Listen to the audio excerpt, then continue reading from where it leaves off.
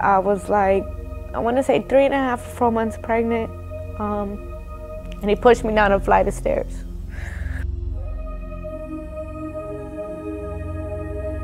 He would tell me that I'm ugly, I'm fat, and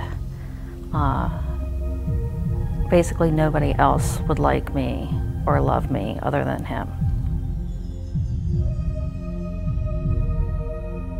He broke the door behind me, he went in there, he punched the mirror and that piece of glass. He grabbed a piece of the glass and he stabbed me in the neck.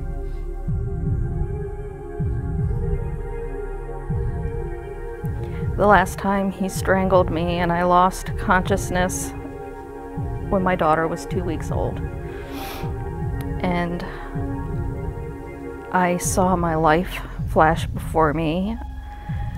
I have a child, and I thought, if this continues, I will never see that child grow up.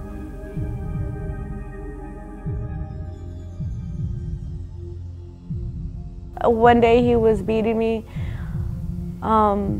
He was mad over something I had cooked, and I fell to the ground. When I tried to get up, I was on my hands and my knees, and he came and he jumped on my back. So it broke something in my back, and I couldn't move.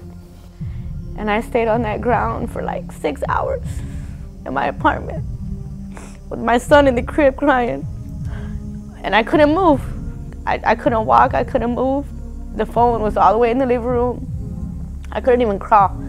And I remember that day because my son was crying and crying. I knew he was hungry, I knew he had to be changed, and I couldn't get to him. I had to wait till somebody came and knocked on my door.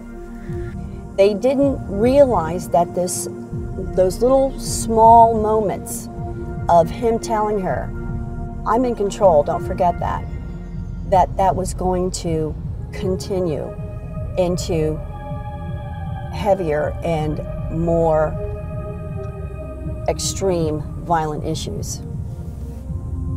I didn't feel the first stab, I felt the next 11.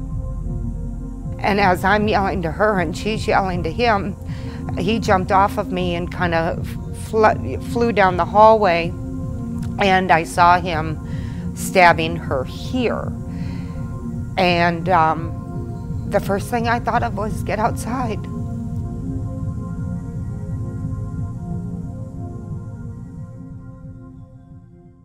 Domestic violence is not a private family matter.